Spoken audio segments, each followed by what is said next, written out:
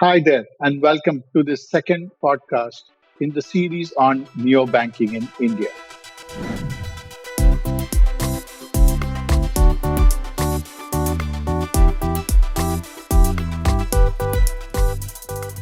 In the first podcast, we covered benchmarks of India's top 13 neobanks. Today, we take that conversation a little further. Today, we review some of the most innovative practices or most innovative features that these neobanks have unleashed on the Indian market. And I'm delighted to have Varnika Goel, lead analyst covering the financial services space at Twimbit, back here to have this conversation with us. So, welcome, Varnika. Great to have you. Varnika, what are the innovations that you could look at across all these 25 plus banks in India? How do you see that innovation, in what areas are they innovating? How are they differentiating? Thank you, Manoj. So when I say innovation, I think there are four broad categories where these banks are truly identifying innovation. And to begin with, number one would be security, because definitely security is a essential aspect of banking digitally. And with the ongoing phishing attacks and cyber attacks, the trust to bank digitally has always been a concern, and which is why we've come up with biometrics, three-factor authentication, and now the KYC authentication has also started to become more robust. The second aspect, what I would feel, would be from a community standpoint. Neobanks are actually trying to develop communities where they bring customers together. They help create an interactivity amongst customers and engage them more beyond the banking services and transactions, and give something which the customers feel engaged with.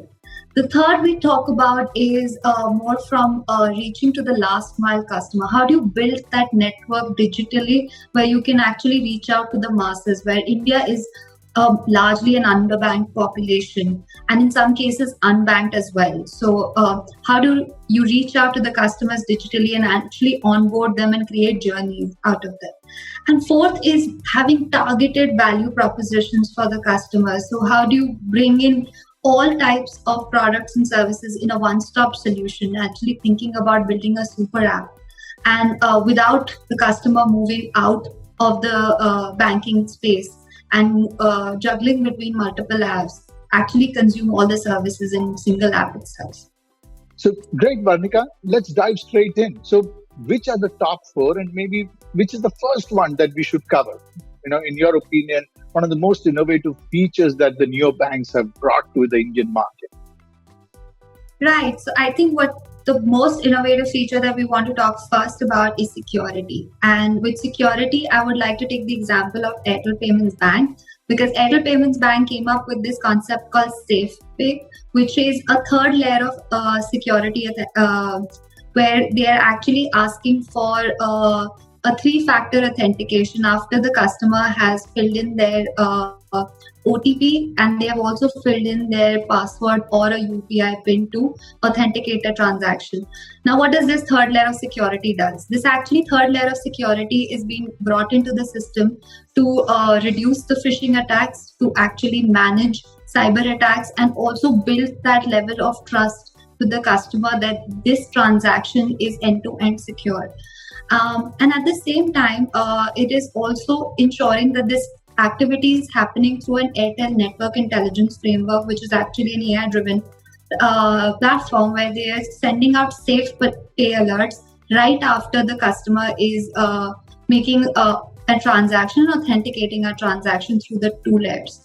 So what they've done actually is to educate their customers. They ran this very powerful advertising campaign where they're educating their customers by telling them through a storyline that how a phishing attack can happen. And you can offset that attack by this third layer of accepting or rejecting your transaction through a safe pay alert.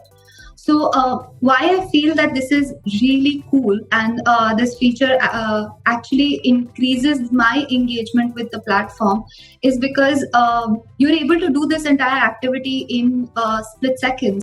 So you are a customer of Airtel Payments Bank. You have used the feature. You don't feel that this third step is an extra point of friction that causes an inconvenience. No, I don't think so, because this happens while I'm doing that entire transaction. So this is, my journey is still there. So I haven't gone out of my journey. So it happens very instantly, and it's just a click, and I don't need to fill in any information. So I don't need to enter a captcha. I don't need to enter an OTP. I don't need to enter a PIN. I just need to click on either it's approved or rejected, which actually reconfirms in my mind that yes, I need this transaction to go through, or I don't need this transaction to go through. So it doesn't create a friction, rather it actually reconfirms my decision whether I want to go for it or not. Excellent. I think that's great. And I'm at some point, it'll be great to get insights from Airtel on how many people actually stop at the third point of authentication. You may get some real interesting insights and especially in today's environment where fraud with transactions, financial transactions, are at their all-time high. So that was number one. What is number two on your list? Okay, so number two on my list is today that every customer wants to conduct all its transactions, whether it is financial or non-financial, through a single app. They do not want to move out of the app to make a payment, and at the same time, they do not want to move out of their banking app to buy apparels or groceries or making their utilities. So that is what Paytm is providing. With the Paytm Mall integrated into the Paytm Payments Bank and their overall Paytm app, you can actually shop, you can actually buy electronics, books, make travel tickets, pay your utilities, even buy financial products like third-party insurances, and the entire gamut is in the one-stop solution. So you don't need to move out. And at the same time, there's an integrated system where you can use the Paytm money, or you can use the bank account money. You can even use your wallet. There are multiple choices how you want to make the payment. So at this, you don't need to go to a third-party site to actually do the transaction. There is a super app that they have created, and this is, I think, a model that Paytm is adopting from the likes of what VBank has, which is actually an integrated super app where you can chat, you can move payments, you can shop, you can do each and everything, buy loans, everything in your integrated app. So I think that is super cool.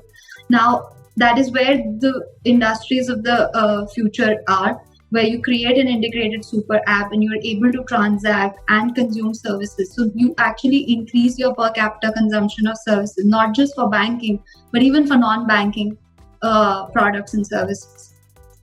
Excellent. So, but as a consumer, you feel, I'm relying too much on one app. Is there a concern or a fear, or you think the convenience of doing everything in one place far overrides other features? I think I would go with the latter, the convenience of doing it at one place. Because anyways, when I'm going to make a travel ticket on a book, or make my trip or a clear trip or something, I'm still paying through my Paytm. So why don't I do that in my Paytm app itself, make that transaction happen, and I don't need to have another app to make that transaction. Similarly, why do I need to buy my electronics on maybe Amazon when I'm paying through the Amazon, through my Paytm bank account? I can still do it from my Paytm account itself and have those goods delivered. So that actually creates more convenience for me to consume services on the app itself rather than making it a third-party interaction. And then Excellent. Excellent. Okay, good. So that was the second one, all-in-one super app. What is the third one? I think third one, it would be my personal favorite, is actually building communities. And this one community I'm most excited about because it's teenage-based community. So FamPay is a teenage-based neobank. It caters to the teenagers' requirements. It has the most cool, innovative cards to offer to the teenagers. And what it's trying to do, in addition to that, is create a community for teenagers to interact and actually consume more than banking services through their community. So they run it on a concept of called LEG, which is three things: learning, earning, and growing. And what they do is in the learning part, they have come up with something called as Fam Academy, where they conduct master classes which are outside of the teenage curriculum, school curriculum. So if something that they're more interested and passionate about, they want to have a master class of it, they can consume it on their community.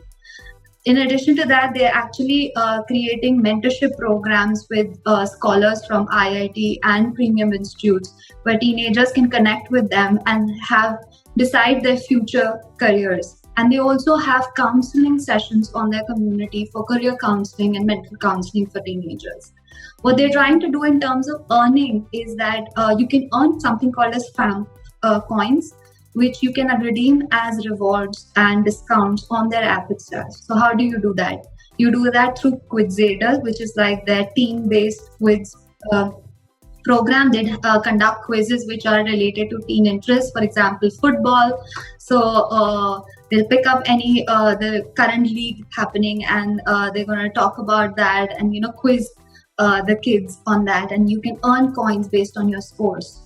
And in terms of the last part, which is about growing, is more about interactability between them and learning what they want to explore more, whether it's banking or non-banking aspects. So they're trying to support the teenagers in all parts of their growing in this age that they're moving from adolescence to adults.